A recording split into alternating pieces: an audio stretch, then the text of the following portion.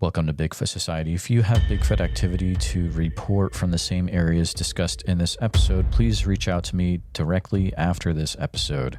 And if you'd like to be on the podcast to discuss a personal Bigfoot encounter, please reach out to me directly at bigfootsociety@gmail.com. Do you wish there was more Bigfoot Society to listen to every week? Well, there is now. If you become a supporting member over at Patreon, you get a special members-only episode every single week on Wednesdays, and sometimes even more episodes.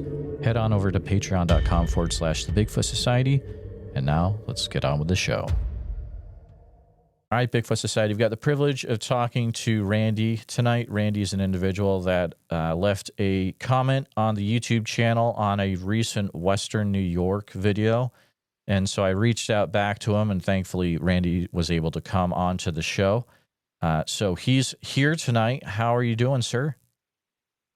Well, I'm doing good. Thanks for calling me. Absolutely. It's a pleasure to talk to you tonight. Is there anything else that our listeners would need to know about you for context before we get into it?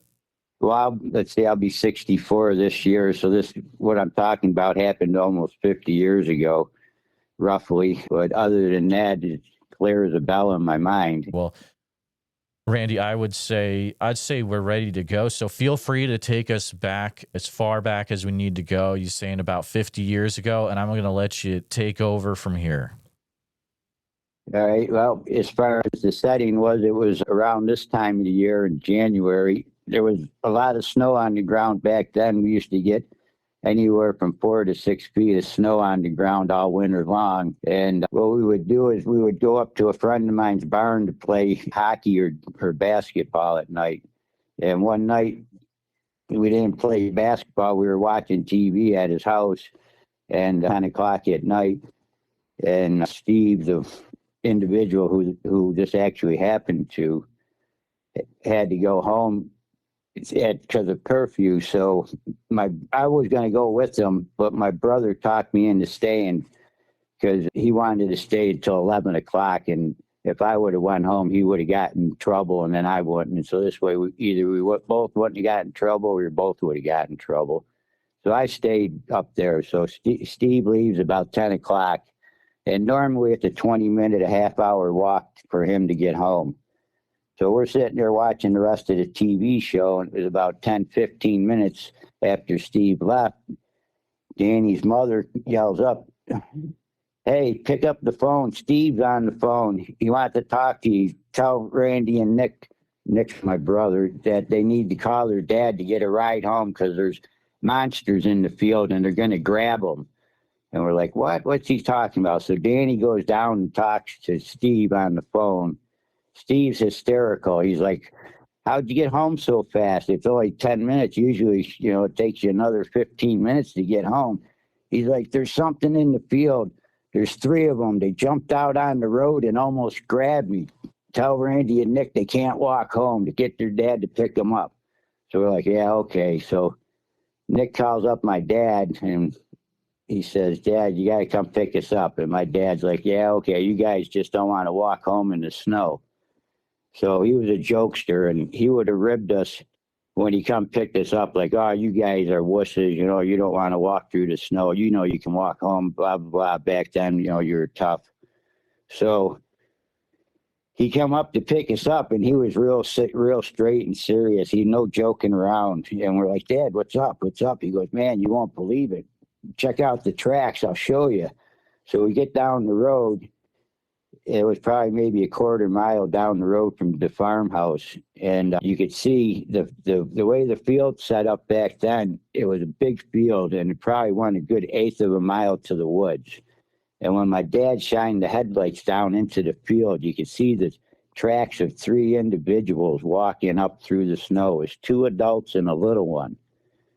And you could see where they had jumped over the snowbank right when Steve was walking by. And I think he was just timing that he happened to walk by when they were jumping over the snowbank onto the road. But either way, when they landed on the road, they surrounded him, and you could see where his footprints were, and you could see the footprints of the Bigfoot. He called them little Bigfoot because he said they weren't. Those little one, was like 5, 6, and maybe 7, 8 feet tall. They weren't really big. for Bigfoot, but they were monsters, he said. And the biggest one reached out and was just about ready to grab him when he got wings on his feet and he started running. And you could see his individual footprints for each step he took was 15-foot strides. And he ran all the way home like that. That's how he got home so fast. And you could see where the three individuals followed after him for about maybe 50 feet. Then they climbed up over the snowbank and they were heading over towards Lake Erie, which was frozen at the time.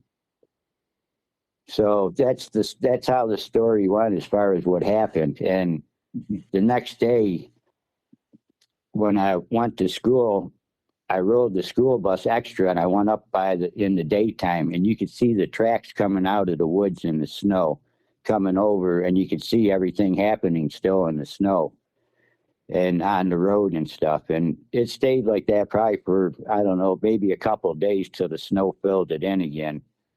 But where they came out of, there was a big swampy area. And I think to this day, it's still inaccessible as far as the swamp goes. And they were coming up out of the valley down, which 240 runs through, which will take you all the way into Pennsylvania, pretty much Allegheny State Park area. And I think they were walking up the railroad track, which is abandoned now. And when they got up to that area, they crossed up over the hill. We're going to go over East Hill. And this happened on Cole Road in Colden. And they were going to go across East Hill, down into the valley, up Brown Hill. And when you go over Brown Hill, and before you get to Lake Erie, that's Eden. And from what I hear, there's a lot of sightings going on in Eden right now. So pretty much that's about it for what happened there, except for I saw Steve 50 years ago before he passed away last year, and I happened to mention it to him. I said, "Hey, Steve, you remember the little Bigfoot?" And when I said that to him, he turned white as a ghost and started shaking. And I said, "Oh, sorry, Steve, I didn't mean to scare you.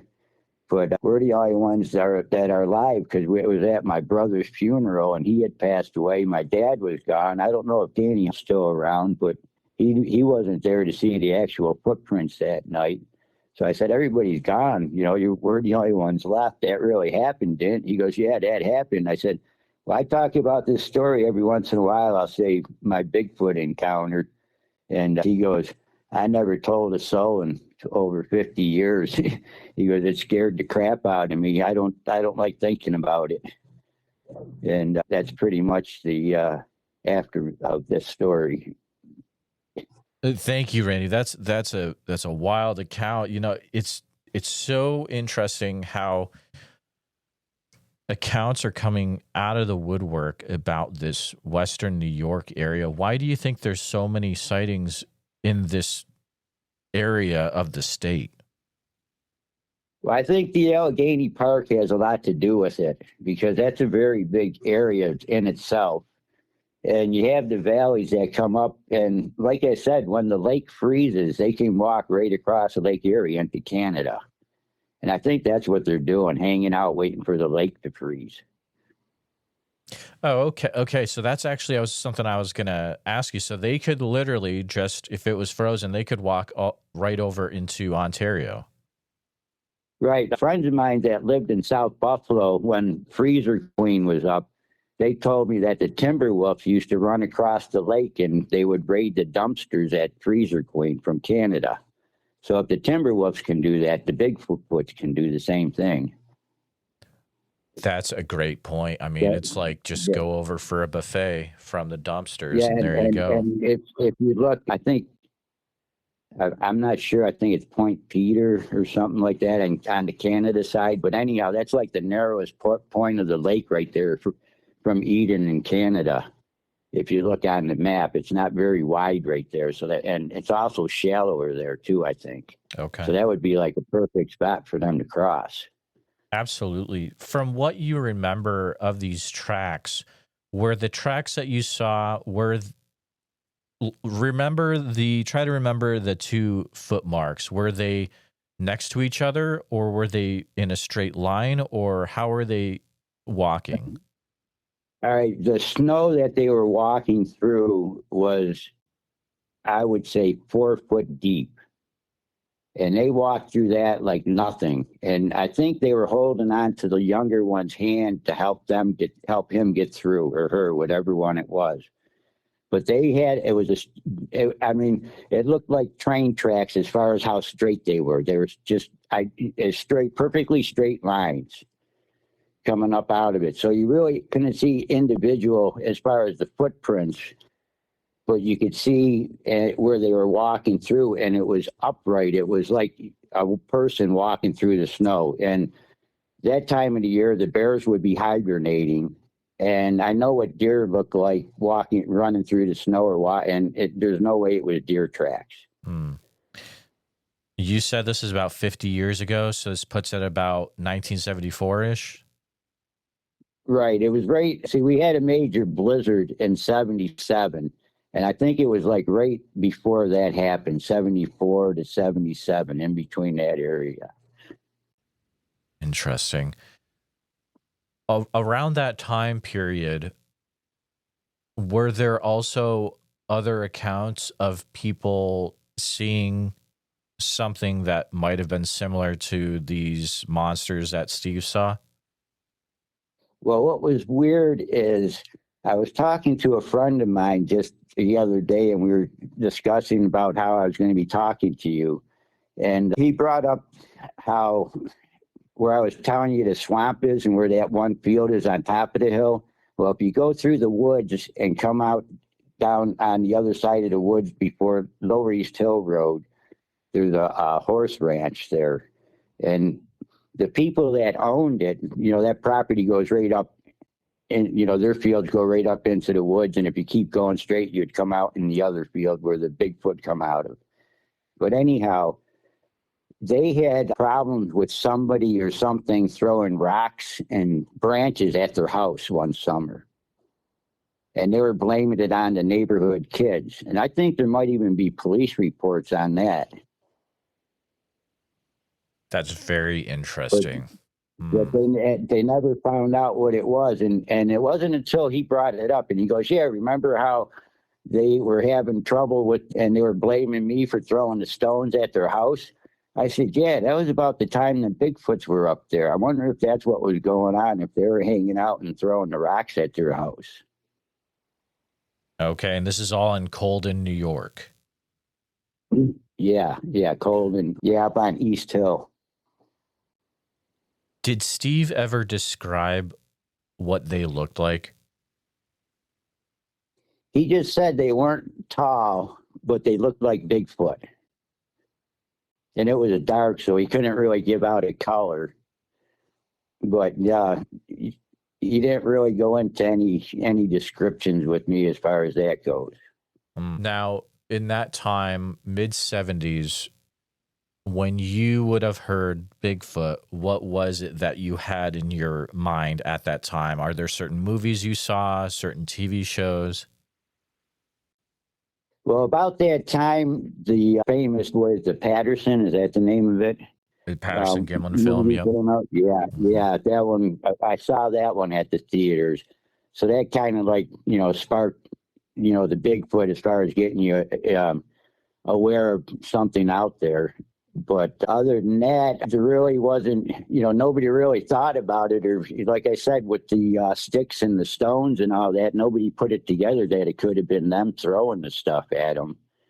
I didn't even really think about it until just recently that, hey, maybe because it was the same time period. Sure. So you had seen, now I know some people when they went to the theaters, like it would be shown before movies in little like clip reels. Is that kind of how you saw it? Yeah, we went to see a major attraction, and one of the reasons we went to see the major attraction was to see the Bigfoot movie. It was only like, I can't remember, maybe 5 or 10 minutes long. Oh, that's incredible. So like it was hyped up that, hey, there's a Bigfoot film. It's going to be shown, but you got to see this movie to see it. That's pretty cool. How far? Yeah. Oh, go ahead. Oh, go ahead. I was just going to say that it was like the very first time that it was ever publicly aired. Interesting. How long before this incident where Steve saw the monsters, how much of a time frame between you guys seeing that in the theater and then Steve having the sighting of the three monsters? I don't think he ever saw it because it was just me, my brother, and my other neighbor who drove us there. So it was just the three of us that saw that movie at the time. I don't think he ever saw it, but it was about the same time in the early 70s. Okay. Gotcha.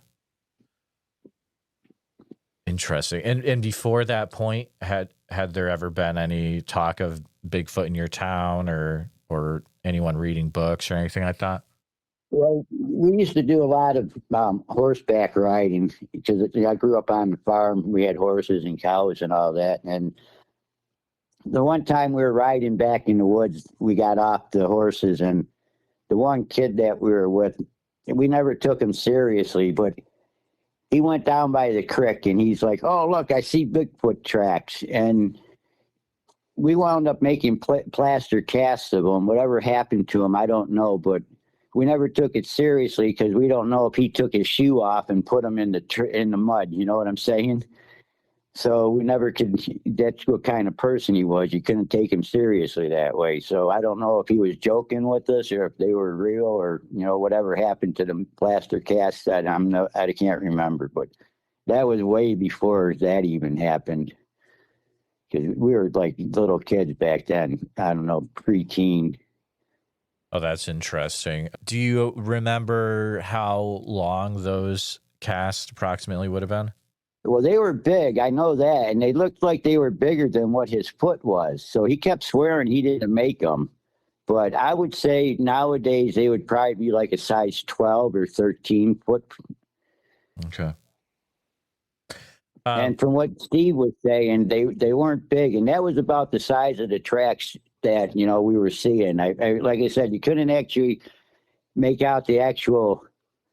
You could see they were barefoot tracks, but because of the snow, you know what I'm saying? You couldn't like really make out a good impression because of the way the snow. It wasn't like a slushy snow at the time. Right. Yeah, snow is tricky because if it melts at all, the track gets weird unless there are some instances where the tracks look really good, but those are far and few between for sure.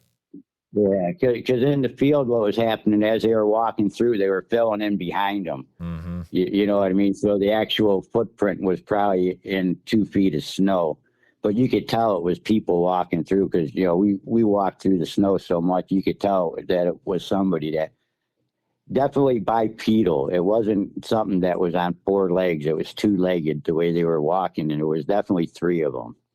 Now, this area with the tracks being cast, how far away from where Steve had his incident was that? It was all in the same area. Okay. I'd say within a 3-mile radius. Oh my goodness. Wow. Yeah, because I grew up on a 150-acre farm, and we butted up to the valley. And where I was, we had a 180-acre or 180-foot gorge running through the middle of it. So it didn't get developed or logged off. So all the area, like I said, it was all old farmland. Nobody did any logging back then. So it was all old growth forest, a lot of farmland, hay fields, vegetable gardens. I mean, they could walk up the whole valley and eat, corn all the way up or wheat, whatever is left in the fields. You know what I'm saying? Absolutely. There was a lot of food supply for them. And I think that's why they're hanging out and eating, because that's a lot of growing out there still is going on. And I think because there's not so much growing anymore in the other areas, because the whole area around there, East Aurora, Orchard Park, up on the hill there, it used to be all farmland that, people did a lot of crop growing, but now it's all over in the Eden area. And so I'm thinking that's why they're concentrating over there more, because of food supplies there. Okay. Have you been hearing accounts come out of the Eden area? I'm on the Eden Facebook site, and from what the locals are saying, there's been a lot of reports. Oh, really? Yeah, I mean, from what I've been seeing, at least maybe one a month or a couple every 2 or 3 months, somewhere around in there. And this is current day. Yeah, like just within months. Oh my goodness. Okay.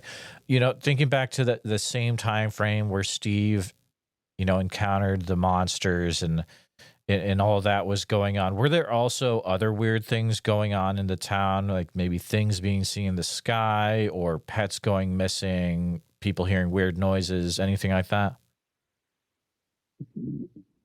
There was rabbits and stuff going missing, but they were blaming them on bobcats. But I did a lot of hunting, and I never saw any tracks of bobcats until like later years. You know, like in the '80s when they started really coming back around again. Gotcha. So I don't think they're from. Because my one friend, he lived down by. See, there's another park up by us too, Chestnut Ridge Park, and my one friend lived down on the bottom of the hill, which is right at the beginning of Chestnut Ridge Park, and he used to get his rabbit cages raided a lot, and they were trying to blame it on bobcats. But like I said, we never seen any bobcats around there, so I don't know what that would have been. And then dogs were going missing in that neighborhood too. Oh, really? Like, And okay. back then there wasn't a lot of coyotes back then either. In fact, there was hardly any. You wouldn't never see a coyote because now you could blame it on coyotes if they're missing. But back then there wasn't stuff like that. There was hardly any predators around back then. Are we talking like one or two dogs, or was it a thing where like there were a lot of dogs being? Enough where it'd be mentioned in the local paper. Okay, gotcha. Sure, sure. Yeah, because my dad always got I think it was the Orchard Park B or something like that. But there'd always be like, oh, so and so reported their dog missing, or they would find it mauled or something like that. You know, thinking of your early years. Sorry, I don't want to. I don't want to skip over what I just Mhm. heard. So they would find it mauled. Yeah, I think they had reports of the rabbits like being mauled, like half eaten and stuff. That's why I'm thinking if it was a cat, they probably would have dragged it with them. And I think they found a dog or two like that, mauled like that. And you know, not to get maybe. All right. When you say mauled, are you saying like limbs were torn off, or what do you mean by that? Yeah, I wouldn't, I really couldn't. I would think, like the insides eaten and stuff like that. Sure.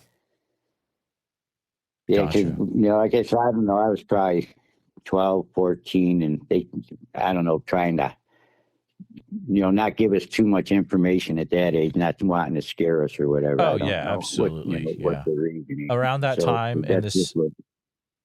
in the same area around that time, were there ever any things going on with like cows being found, messed with, or mutilated, or anything like that? No, I wouldn't.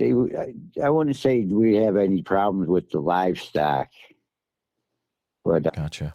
I'm not too sure how about the one farmer up if he was having the one dairy farmer because he was the only one who had a real big herd up on the hill where this was taking place. I mean, where I was at, we were probably about maybe a mile down further, but we had the animals in the big woods, but we had a lot of dogs in the yard. So nothing really would come in our yard because of the dogs. They kept it pretty, secure. Yeah, makes sense. Thinking about your earlier years, were there any other times where things happened that kind of had to do with Bigfoot or monsters or weird creatures in the town?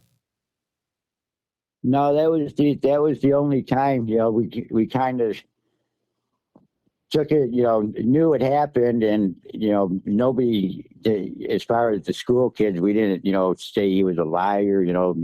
Everybody had believed what he was saying, and it kind of like just got in people's background, and I thought about it, and I always kept my eyes out looking for it, but I never really came across anything as far as like that up there again. Now, some people, after they have experiences that they've been involved with like this, uh, well, I'll ask you, do you think this affected the rest of your life in any way as you grew older and progressed through adulthood? Well, it definitely made me a believer. I mean, I always knew that there could be a chance, but after this, it erased doubts. But I've had other encounters too. When I was up in Northern California, I had two of them one night, howling back and forth for probably a good 6 to 8 hours. Oh, Randy, you are are now here we go. Here we go. I'm going to say, listeners, real quick, the only thing I knew about Randy's story is that there was this situation with Steve and the monsters in the snow. But this is very interesting. So you found your way out in Northern California. What part was that out there? What area? Right up in, they called it the Emerald Triangle up in Humboldt County. Oh, We were up by the town of Dinsmore, up on a mountain called Buck Mountain. Buck Mountain. That sounds super familiar. We were the way the scenario went was a friend of mine bought the property, and it was abandoned for 10 years before we got up there. And it was end of April, May, around there. Yeah, around somewhere around May, I think it was when we got up there. But anyhow, when I first got up to the property, nobody was up there for 10 years. So this is my theory. The Bigfoots weren't used to anybody being there. And so I was up there with my girl, and there was the guy who owned it and another guy. Well, they got up in the morning and drove off and were gone all day. So I'm thinking the Bigfoot heard them drive off and didn't know that me and her were still up there. So as the sun went down, the way it was set up, there was a ridge behind the cabin about maybe a quarter mile long. And on one end of it, the one was standing, and on the other end, directly behind the cabin, the other one was standing. And every time I walked out of the cabin as the sun was going down, the one would howl very loud.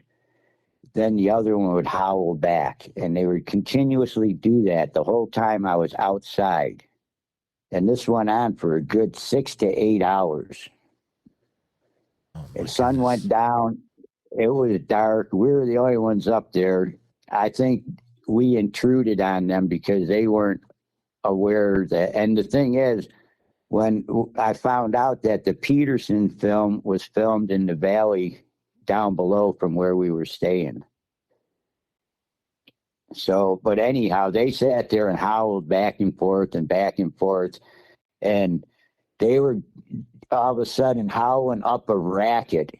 And they were going just crazy after, like I said, a good 6. So let's see, it started when the sun was going down, which would have been about maybe 8 o'clock. 1, 2 o'clock in the morning was when the two guys came back. As they were driving up the mountain dirt road, they heard them far off, and they started a racket back and forth, back and forth, back and forth, right up until they pulled up to the gate, unlocked the gate, and started pulling down the driveway into where the cabin was. As soon as that happened, it was dead quiet. When you were hearing these screams and yells, were you actually able to see them as well? No, it scared me. I would go in the house, and the girl I was with, she was like, "What's going on? What's going on?" I said, "You don't want to know." I didn't want to tell her because she would have wanted to leave, the next morning. So I didn't want to get her that scared.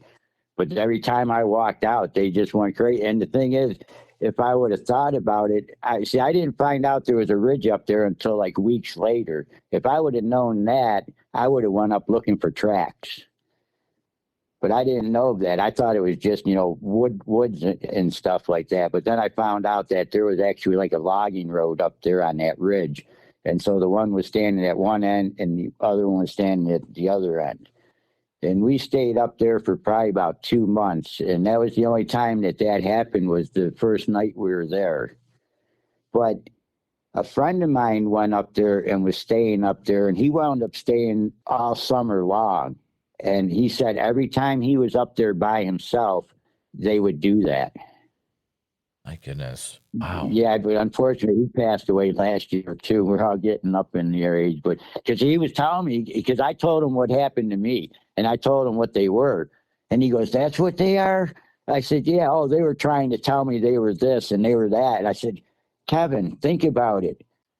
Listen to how big of a lung them things must have had to make the sound they were." I go, "You grew up on a farm. You've heard bulls bellow. That was louder than a bull bellowing. That was no bear. It was something with a big, huge set of lungs." That is so very interesting. What approximate year would this have been that you were up there? I was up there, it was, I think, like 2006. Oh, wow. And he was up there for probably from that time to like maybe 2010 or so. And he said every time he was up there and they would leave him up there by himself, he would hear them. Is it a thing that you would hear other accounts from people you knew in the same area, not just on this Buck Mountain area, but also in other areas around Dinsmore?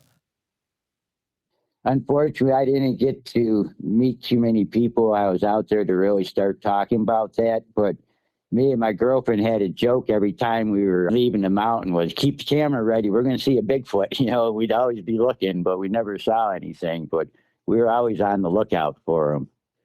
Oh, wow. Yeah, that's absolutely incredible. Up in that area, were there any other weird things that happened or things that just didn't really make sense? Like I said, I didn't really get a chance to stay up there that long to get that acclimated to it. So that was just my only experience I had with them at the time. I wish I could have got more stories out of Kevin, but he just told me that he had the same experience, and it was the same scenario where they would stand on the ridge, and one would stand on one end and one would stand on the other, and they would bellow at night from when the sun went down to like about midnight. The sound that you heard, have you ever heard anything else like it in your life? Only on a recording of a Bigfoot documentary that said this is a Bigfoot recording. I've never heard any other animal make that noise. Do you remember what documentary? Sorry. Geez, no, I can't remember, but it's like every time I've heard it through, multiple documentaries. I wouldn't say a lot, but I've heard it, and it's like that's what I heard in California. That's it. That's Bigfoot. Wow. And can you kind of walk us through? I see that there's a road that runs through Dinsmore, and you've got a store down there. And how hard and how long did it take to get up to where this area was that you would be hanging out at? The road that we would go down, but from what I was told, I was the first person to drive up it, because there's a part of the mountain that sticks out that you got to kind of pretty much launch yourself off and hope you land flat on the top of it. So nobody likes going up it, but that's called Burr Mountain Road. But you go through the National Forest. So if you can find that Burr Road or Burr Mountain Road, that takes us up to the top of the mountain. But you would get, because there's another one down, I can't remember the name of the road, but it's closer to see, there was a store called the Dinsmore store. Right. And if you start at the Dinsmore store and head, I think it would be south, back towards into Humboldt County, not up towards that other county I was telling you about. I can't remember the name. But if you head back that way, the first road you come to on the right will take you up to the top of the mountain. But that takes you into either forest, federal land, or state land. I think there's like a parking area that you can park there, but if you can drive all the way through that. And we used to go through that forest land, And then we'd get on the other side and you'd be in private land and you'd go like down a valley, up the valley, up around and down and up. And where we were at, I don't think there was too many more camps above us, but it wasn't too much. I mean, the next, you would go down the valley, and when you come up, the next one was the tree line for Buck Mountain. So like after our valley, where we were, if you went down the next valley and up, and also there was 3 rivers that came together there. And I was told that back when the Indians were in control of the land before the white man came around, there was a big battle for control of that point right there. And if you go up on that, where that field is, you can still see the artifacts from that battlefield, all this, the stone weaponry and stuff. Oh, wow. So, but from where that point is, though, if you're standing on that point, there's 2 rivers come down and merge into one that go into the Pacific. And one of them rivers that come down there was the one that they filmed the Patterson video on. Okay, interesting. And that was on the back. And that was on the backside of where we were at. Okay, so would you say, from what you remember, did it take like an hour to get up there, or? Oh, at least. Yeah. Yeah, I would say at least an hour, maybe 2. Oh, wow. I know when I would have to go try to find doctors and stuff like that. We'd have to go to Reading, which was the closest town, and it would take us 6 hours just to get there. So we would get up and leave at like 4 a.m. just to get to Reading at like 10, 11 o'clock. That's wild. So I asked that pretty much to see the chances of it being a person that was coming up there to prank you guys is pretty low.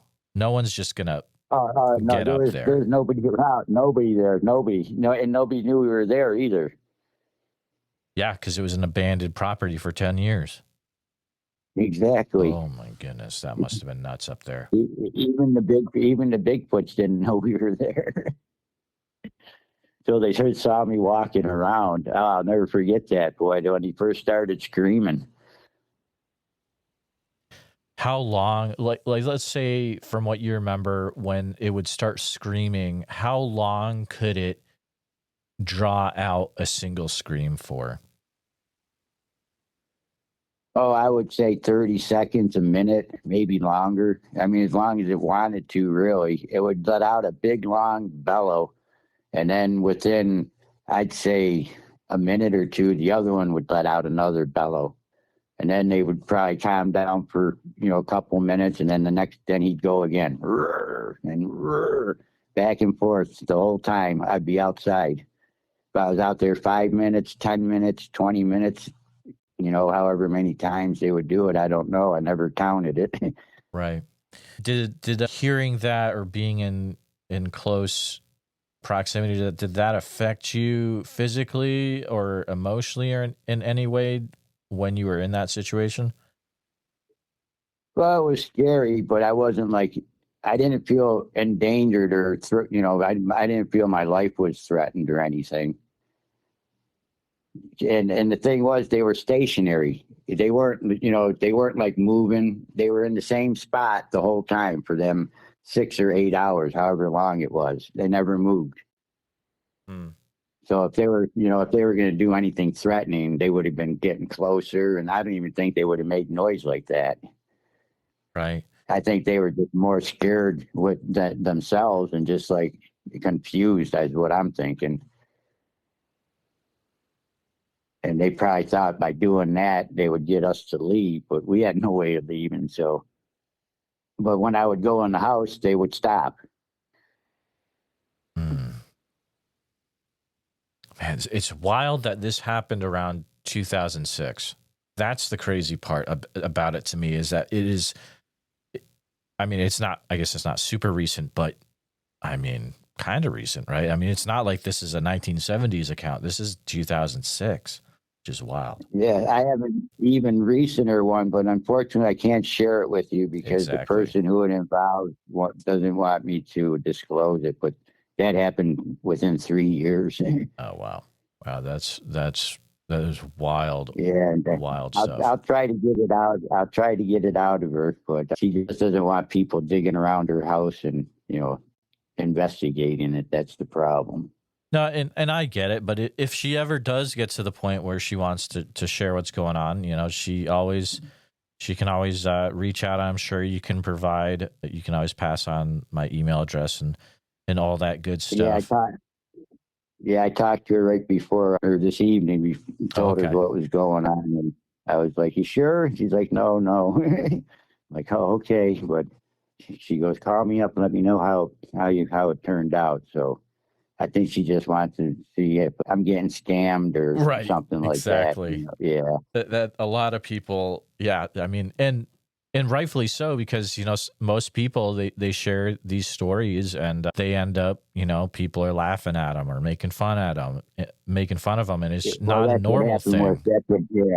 that's what happened with her. She tried to Mm. disclose it, and right away she got Oh shut man. down. So she doesn't want to do anything now, unfortunately. Yeah, yeah, that's why it's important that there's a place like, this show and a few other shows where people can share what they've experienced and not have to worry about, being made fun of and things like that. Now, another thing that I wanted to ask you is just to make sure, sometimes when people are experiencing things like this, then other weird things will happen in their lives that are not Bigfoot related, but they might be considered more, paranormal or things that really don't make sense. Is that the case with yourself, Randy? Or You want to hear stories? all right.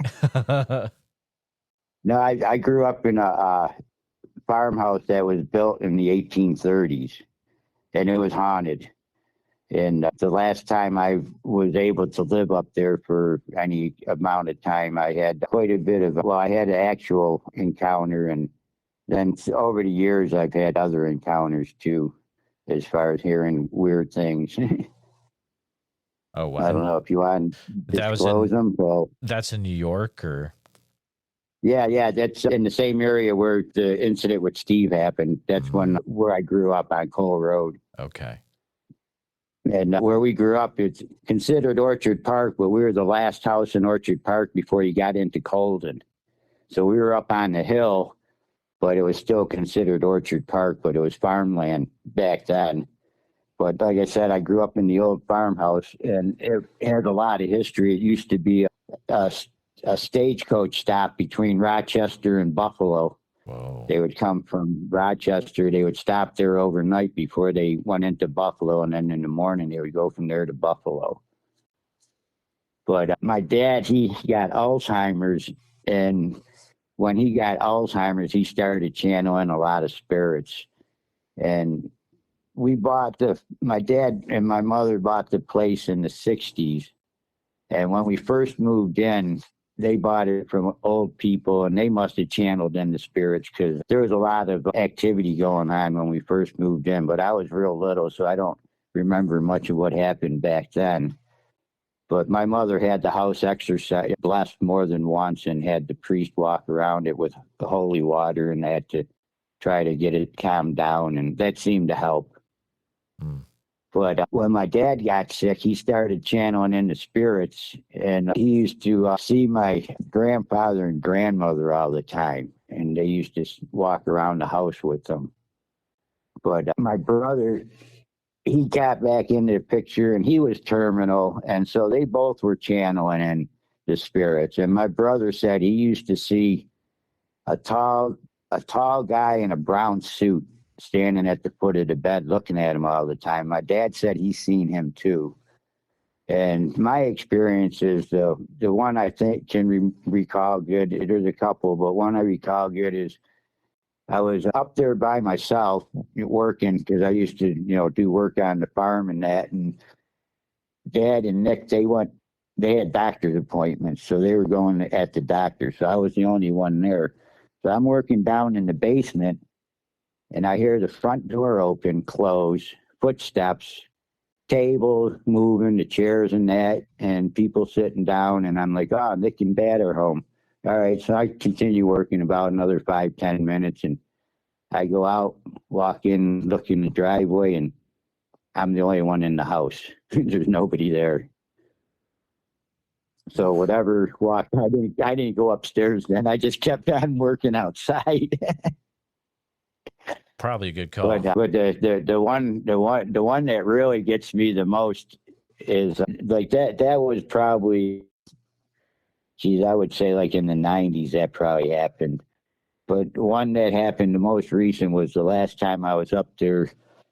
It was probably around, I'd say 2010, maybe somewhere like that. But anyhow, I got up in the middle of the night to go to the bathroom, and when I walked, the way the house was set up upstairs, there was a hallway with bedrooms off to the side. So I was walking down the hallway to the bathroom at the end of the hallway, and when I got into the doorway at the end of the hallway, the ghost was trying to walk out the doorway as I was walking in, and we walked into each other.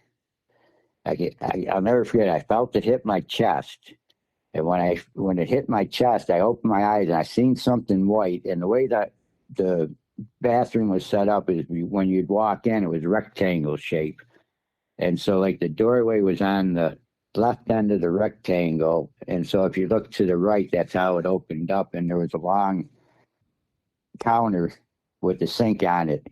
And then at the end of the sink on the wall that you would look at, there was a window, and that was cracked about 2 inches. And then when you walk in, if you look at the wall facing you, that's where the tub was, and there was another window there. So this thing hit me in the chest. It jumped up onto the counter, and there was towels and paper on there, and it ran across there, and they all started rustling.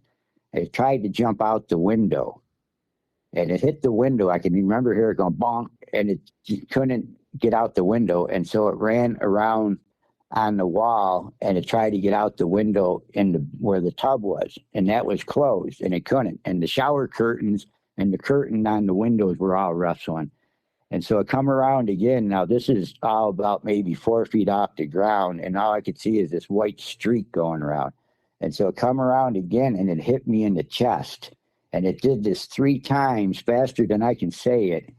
And on the third time, it got to the end of the counter where the window was, and it jumped up, and made it through the crack, and it went up. And we were remodeling the house at the time, and so the soffit was tore open right there. And there was a hole there, and it jumped up there into the attic. And I said, well, I'm not going to the bathroom. I turned around and went back, and my girlfriend was staying with me, and she's like, I thought you were going to the bathroom. I said, you don't want to know. No, you're right. Don't tell me. Right. Oh, my goodness. Wow. Well, thank you for sharing that as well, Randy. But the history of the house is, like I said, it used to be the stagecoach stop. Right. And it also was a funeral parlor. Oh, boy. And they would lay out people in the living room, because up the road, not even an 8th mile up the road, there's a pioneer cemetery. And on the other side of the road, there used to be a church, but the church burned down. The cemetery's still there. The cemetery's haunted. I've had haunted experiences in the cemetery. But what they would do is there was a special door they had on the side of the house that they would take the caskets out during the funeral. And when my dad when we first moved up there, my dad and my uncles, they boarded up that door and closed it up so nobody could use it again. But so that has a lot to do with the spirits, I think, too, is because of the way the funerals were being held there. But like I said, the cemetery, which isn't even that far down the road, is haunted. And that place there, like I said, that I got some stories on that. There was one time we were 4-wheeling, and we had a dirt trail that went by the cemetery. So we were coming up out of the woods, and it was dark, and it was in the fall, so all the leaves were off the trees. And in the bushes in the cemetery, the light on the truck shined on a white rose in the middle of these bushes. So the guy driving the truck, he was the same one who took me and my brother to see the Bigfoot movie. It was right around that same time, too. He goes, "Oh, wow, look at that white rose. I'm going to go out and pick it." So he stops the truck, he jumps out, and he goes to pick it. As he's reaching for the rose, the bushes start shaking, and the rose turns into a wisp of dust or smoke and disappears. He jumped in the truck, and we took off as fast as we could go. Well, that is so. It just disappeared into just kind of boom. It's out of Yeah, it just like it was a cloud, but it was a rose, a white rose. Oh yeah. But it was weird because, like I said, there was no vegetation. We weren't thinking. We were, young, like, oh, I'm going to go pick that rose. It's like, well, what's a rose doing growing now anyhow? Yeah, that was really weird. And the thing was, that was in the area where the infants were buried, because they had a one corner where they had all the babies buried. Oh sure, yeah. That's man, there's some. But personally, I stick with the Bigfoot stuff because that other stuff can get pretty wild. Bigfoot's wild enough for me. I don't like thinking about it. I live by myself. I don't like to think of the spirits because they follow me too easy.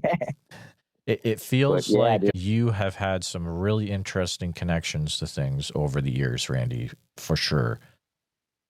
Yeah, I feel fortunate and blessed. I mean, I've experienced a lot of things. I tell people stories, and they just like, how can you make stuff like this up? It's I don't have that good of an imagination. I wish I did. Well, it's because I'm not making it up. I mean, this sounds like it. Sounds pretty legit to me. But Randy, thank you so much for coming on the show. I appreciate it. I'll work on the other one there, and maybe we can get you some pictures sent. Yes, and then sir. You can see what I was talking about, them footprints in the snow. She's got pictures of her in mud, but it's identical. And this one, there's two big ones and three little ones running around. Oh, wow. The identical tracks, identical. The adults walk on the outside, and the little ones walk on the inside. So that's how they travel. Interesting stuff. And yeah, feel free to to reach out at a later time if this individual feels like they're able to come forward. Always an open invitation. So pleasure talking to you tonight, sir. And same with you. Thank you. Just want to take a few minutes to say thank you to you, all my listeners, for listening to the podcast. Please take a minute to help out the show by subscribing on YouTube, making sure you hit the bell so you don't miss any notifications, and share the episode on YouTube with a friend. Also, if you're listening to us on a podcast, thank you so much. Make sure that you're subscribed, share the show with a friend. Really, it's all about sharing the show wherever you can. If you've had a Bigfoot encounter related to the following or know someone who has, please reach out to me at bigfootsociety@gmail.com or pass on my email. Here's a list. Number 1, encounters from Franklin County, Texas. Number 2, encounters from the entire state of Iowa. Number 3, encounters from Oak Ridge, Oregon, or the surrounding area. Number 4, any individuals that know about Bigfoot being flown off after the Mount St. Helens eruption. Number 5, individuals that have had a Bigfoot encounter while in the military. Number 6, those that have had a Bigfoot encounter in the southern New Hampshire or north central Massachusetts area, including Franklin County, Massachusetts. Number 7, individuals that have had a Bigfoot encounter in a Bible camp or Boy Scout camp setting. Number 8, individuals that have had Bigfoot try to enter their house forcibly while they were living inside. Number 9, individuals that have actively have a Bigfoot living on their property. And lastly, any sightings that are in the Ouachita National Forest area of Oklahoma or Arkansas. A special thank you to all the Bigfoot Society Patreon and YouTube channel members. It's your support that helps keep the show going, and I extremely appreciate it. I'll see you back next time, listeners. Sasquatch Summerfest this year, July 11th through the 12th. It's going to be fantastic. July 11th through 12th in Green Waters Park in Oak Ridge, Oregon. And listeners, if you're going to go, you can get a 2-day ticket for the cost of one. If you use the code BFSS, like Bigfoot Society, but BFS, and it'll get you some off your cost. Priscilla was nice enough to provide that for my listeners. So there you go. I look forward to seeing you there. So make sure you head over to www.sasquatchsummerfest.com and pick up your tickets today.